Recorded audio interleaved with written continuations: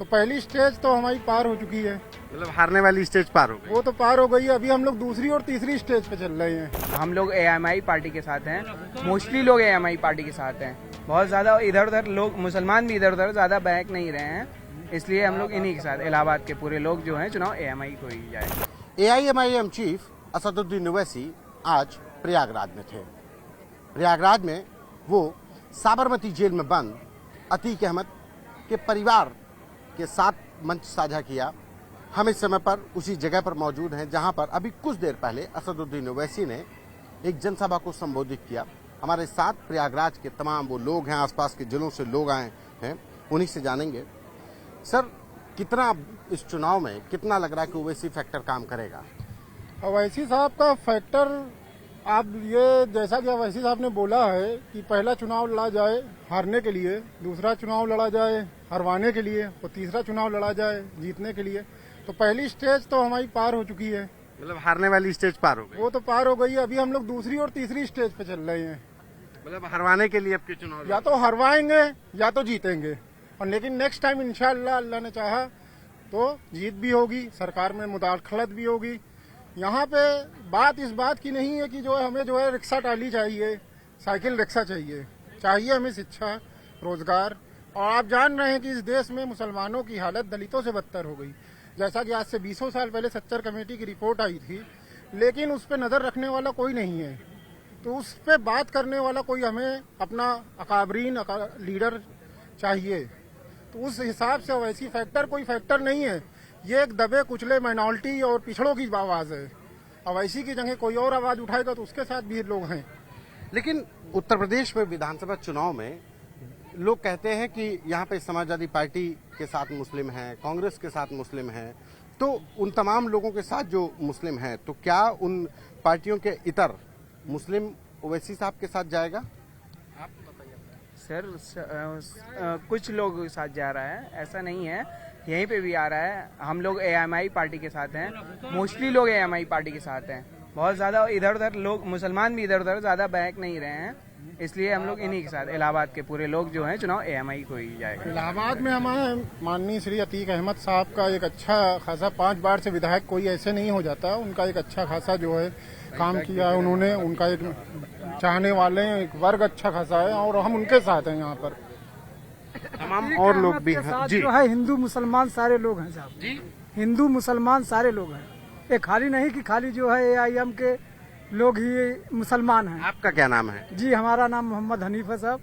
मैं आया हूँ जो कि जौनपुर से, जफराबाद कस्बे से। हाँ, लेकिन मैं जो है जानता हूँ, हड़िया में हमारी रिश्तेदारी है, यहाँ भी रिश्तेदारी है। मैं आज से नहीं 25, आप भी राजेंद्र प्रसाद हमारे साथ हैं, जो है जफराबाद से आए हैं हम लोग, और इनका यही इलाहाबाद में नहीं इंशाल्लाह हर जगह। अच्छा, एक चीज ये बताइए कि ओवैसी साहब यहाँ पे आ रहे हैं, एक वो कहा, उन्होंने मन से भी कहा कि तमाम जो राजनीतिक दल हैं वो ओवैसी और एएमआईएम को कहते हैं कि ये बीजेपी को जिताने के लिए आते हैं। नहीं, लगता है बात गलत है, ये गलत बात है। और मैं यही कहूँगा, सिर्फ सपा के चमचे लोग और दलाल लोग कहते हैं, जो दरी बिछाते हैं। लेकिन सपा तो कहती है कि मुस्लिम हमारे हैं, हम मुस्लिम के हितैषी हैं। कहती है मुस्लिम भोग चुका है, एक मिनट सर, मुस्लिम उनके साथ भोग चुका रह के, उससे बेहतर हमारे लिए भाजपा है, लेकिन सपा नहीं है।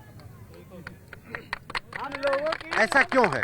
ऐसा इसलिए है कि उसके राज्य में जो है 2012 में उसने वादा किया, कुछ नहीं किया सपा ने।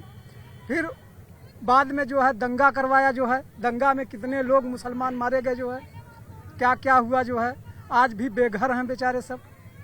लेकिन इसके राज्य में अभी दंगा नहीं हुआ। हाँ, ये है कि हम लोगों को टारगेट बनाती है बीजेपी। हाँ, बीजेपी में, लेकिन काम जो है सपा का और बीएसपी का है, इन लोगों का है।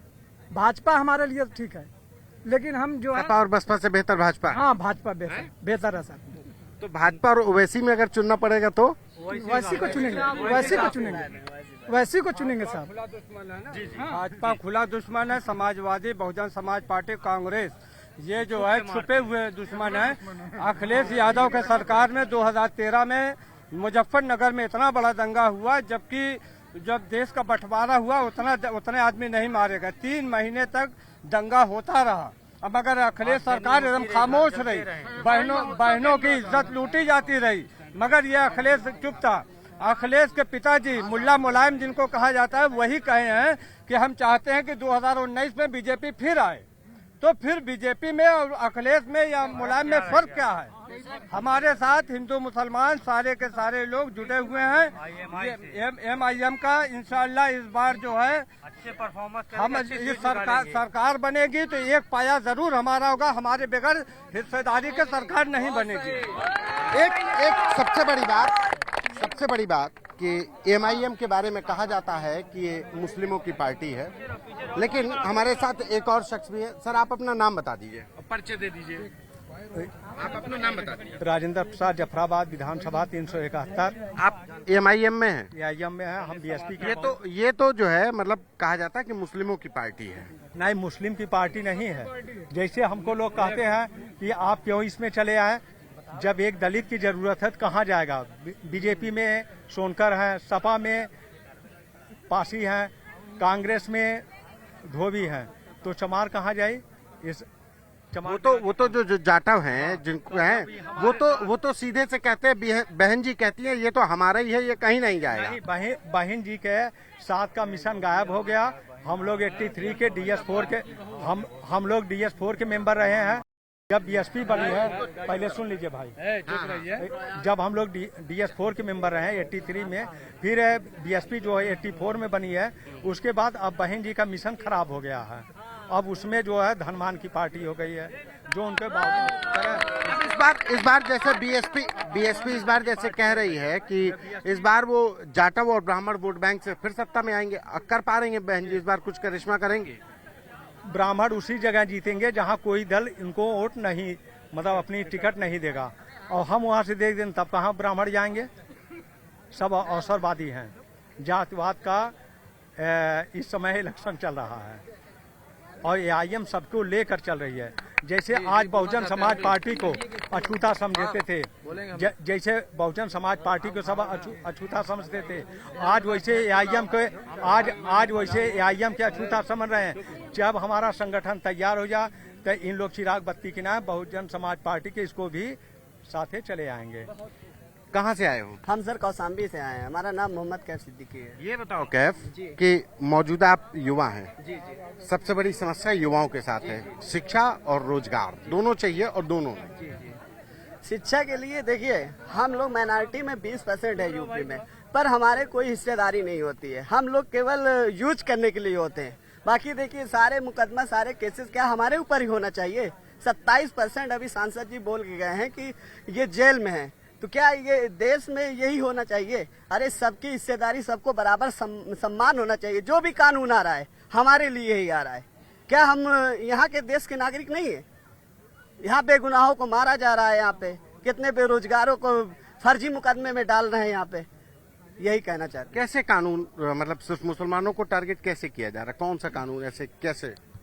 मुसलमानों का NRC अभी चल रहा था, देखिए कितने लोग परेशान थे।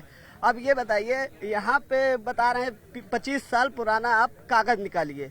क्या हम यहाँ के रहने वाले नहीं? कागज निकालिए। कागज क्यों निकाले? हम तो देश के लिए अपना कुर्बानी भी दिए हैं। यही कहना चाह रहे हैं। कानून बहुत है। सर जी, ये बताइए कि जो मौजूदा हालात हैं, क्या इस बार विधानसभा चुनाव में लगता है कि असदुद्दीन ओवैसी और MIM फैक्टर की वजह से मुसलमान एक जगह पर आ पाएगा और MIM के साथ आ पाएगा?